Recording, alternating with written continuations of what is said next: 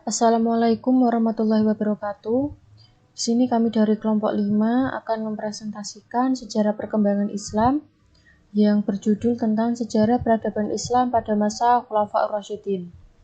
Baik, mari kita mulai. Khulafaur Rasyidin secara bahasa. Khulafaur Rasyidin berasal dari kata khulafa dan ar-rasyidin.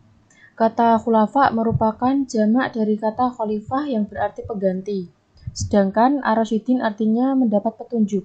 Arti bebasnya adalah orang yang ditunjuk sebagai pengganti, pemimpin, atau pemimpin yang selalu mendapat petunjuk dari Allah Subhanahu wa taala. Para khulafa ar-rasyidin merupakan sahabat Nabi Muhammad SAW, yaitu yang pertama ada Abu Bakar As-Siddiq, yang kedua ada Umar bin Khattab, yang ketiga ada Utsman bin Affan, yang keempat ada Ali bin Abi Thalib.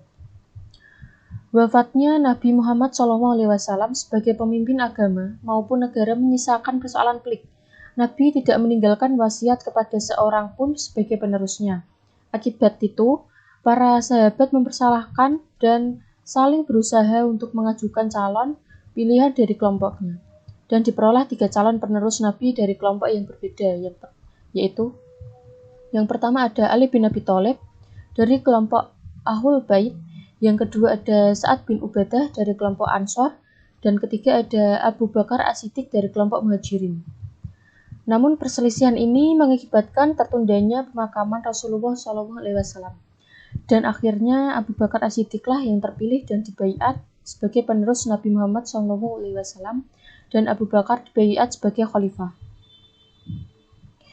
Mari kita membahas tentang Khalifah Abu Bakar As-Siddiq. Abu Bakar As-Siddiq lahir pada tahun 568 Masehi atau 55 tahun sebelum Hijrah. Dia merupakan khalifah pertama dari Al-Khulafaur Rasyidin, sahabat Nabi Muhammad SAW yang terdekat dan termasuk di antara orang-orang yang pertama masuk Islam, As-Sabiqun al-Awwalun. Nama lengkapnya adalah Abdullah bin Abi Quhafah At-Tamimi. Kekhalifahan Abu Bakar As-Siddiq. Masa Abu Bakar dimulai dengan munculnya permasalahan tentang siapa pemimpin yang akan memimpin umat Islam pasca wafatnya Rasulullah SAW. Kemudian masa ini dihadapkan dengan banyaknya masyarakat yang murtad serta enggan membayar zakat, hingga bermunculan orang-orang yang mengaku sebagai nabi setelah Nabi Muhammad SAW. Berkat ketegasan Khalifah Abu Bakar serta keteguhan hati para sahabat, permasalahan yang muncul bisa ditangani dan distabilkan kembali. Berikutnya adalah kemajuan yang diraih di masa Abu Bakar. Kemajuan yang telah dicapai pada masa pemerintahan Abu Bakar selama kurang lebih 2 tahun, antara lain yang pertama, perbaikan sosial masyarakat. Berhasilnya mengamankan tanah Arab dari para penyeleweng, orang-orang murtad, nabi-nabi palsu, dan orang yang enggan membayar zakat. Yang kedua yaitu perluasan dan pengembangan wilayah Islam. Daerah yang dituju adalah Irak dan Suriah. Yang ketiga yaitu pengumpulan ayat-ayat Al-Quran. Pengumpulan ayat-ayat Al-Quran adalah atas usul dari sahabat Umar bin Khattab yang merasa khawatir kehilangan Al-Quran setelah para sahabat yang hafal Al-Quran banyak yang gugur dalam peperangan. Yang keempat yaitu sebagai kepala negara dan pemimpin umat Islam. Kemajuan yang diemban sebagai kepala negara dan pemimpin umat Islam, Abu Bakar senantiasa meneladani perilaku Rasulullah SAW. Ia sangat memperhatikan keadaan rakyatnya dan tidak segan-segan membantu mereka yang kesulitan. Selanjutnya yang terakhir, meningkatkan kesejahteraan umat. Kemajuan yang dicapai untuk meningkatkan kesejahteraan umum, Abu Bakar membentuk lembaga Baitul Mal, semacam kas negara atau lembaga keuangan. Selain itu, didirikan pula lembaga peradilan yang ketuanya dipercayakan kepada Umar bin Khattab. Sebelum Abu Bakar wafat, beliau sempat menunjuk Umar bin Khattab sebagai khalifah yang berikutnya. Lalu kita membahas Khalifah Umar bin Khattab.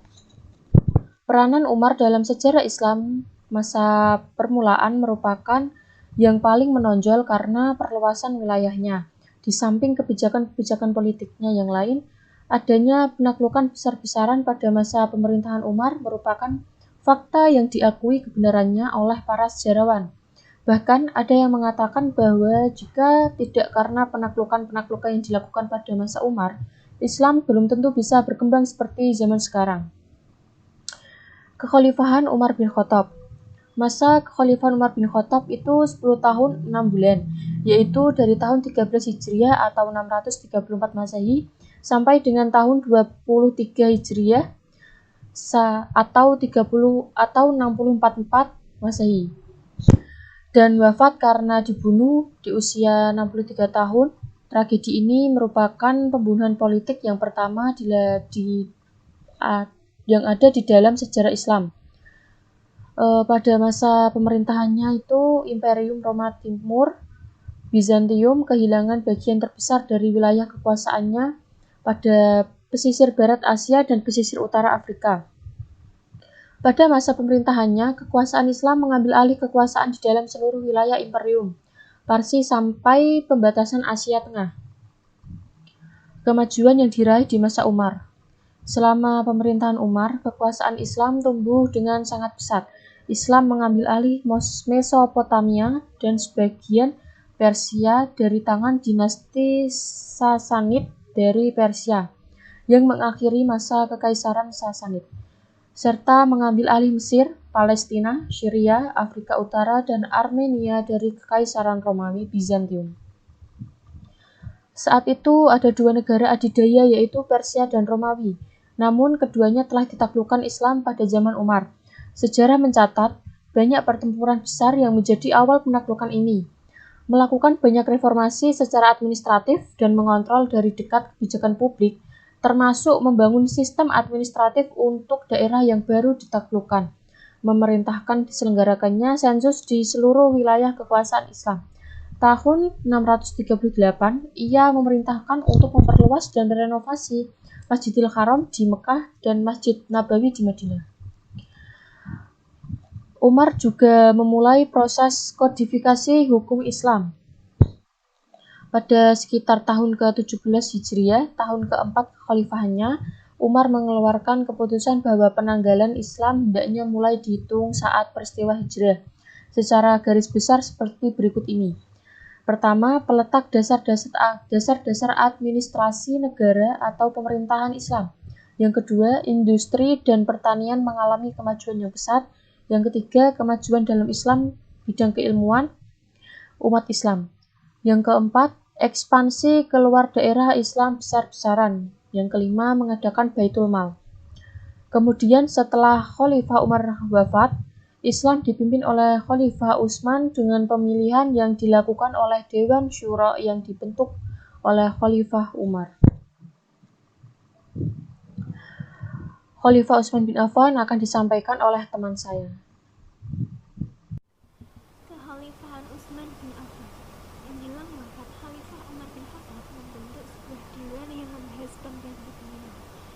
Dewan tersebut bernama Dewan Formatur yang beranggota 6 orang, yaitu Utsman bin Affan, Ali bin Abi Thalib, Talha bin Ubaidillah, Zubair bin Awwam, Abdurrahman bin Auf, dan Sa'ad bin Abi Waqqas. Dewan tersebut diketuai oleh Abdurrahman bin Auf. Tugas utama dewan tersebut adalah menentukan salah seorang dari mereka untuk menggantikan Khalifah Umar bin Khattab. Pelaksanaan pemilihan dilakukan secara mufakat dan sangat demokratis, dan ternyata pemilihan tersebut memilih Utsman bin Affan sebagai ketua.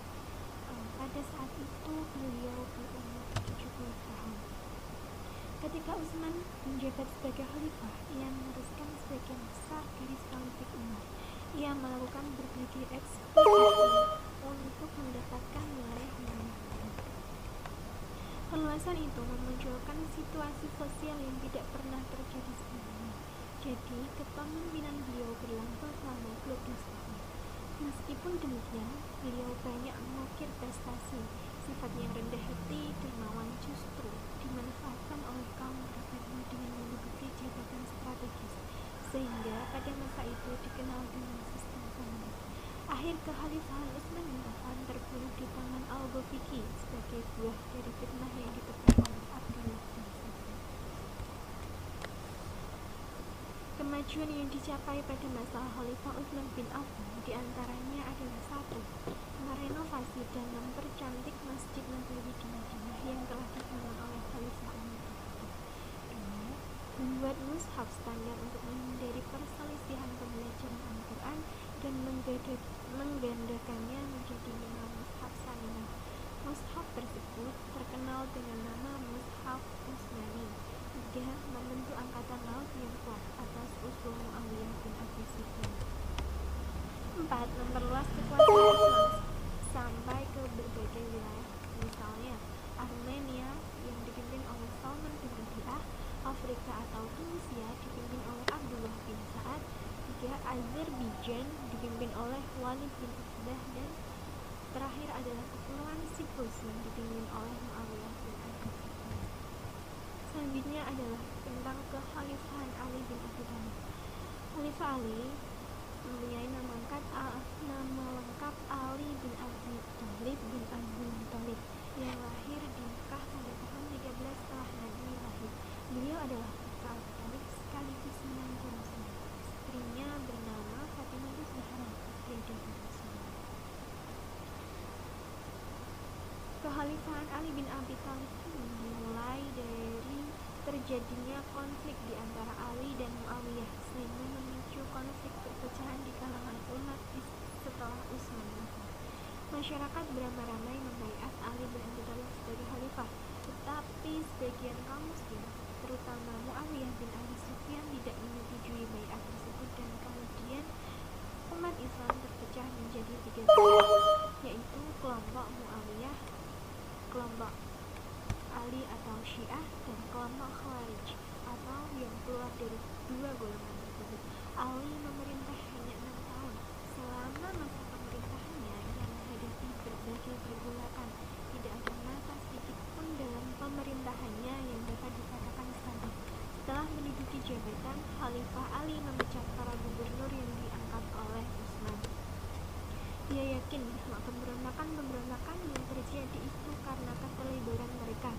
Dia juga menarik kembali tanah yang dihadiahkan Utsman kepada penduduk dengan menyerahkan hasil pendekatannya kepada negara, dan memakai kembali sistem distribusi pajak tahunan sebagaimana pernah ditetapkan oleh Allah. Ketika Ali bin Abi Thalib menjadi khalifah, terdapat 2 kali peperangan, yaitu 1 perang Siffin. Perang Siffin ini terjadi di antara pasukan Khalifah Ali bin Abi Thalib dan Muawiyah bin Abi Sufyan. Yang kedua adalah perang Waqiatul Jamal atau perang unta. Mengapa dikatakan perang unta?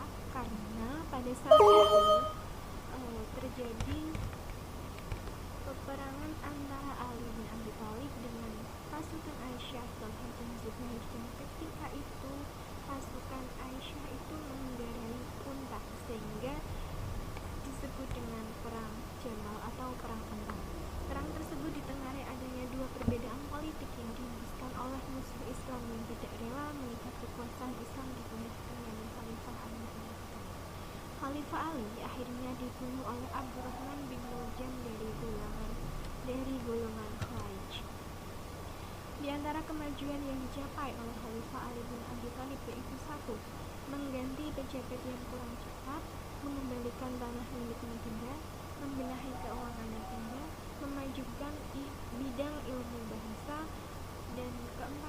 Membangun kota Kufah sebagai pusat pemerintahan oleh Muawiyah bin Abi Sufyan.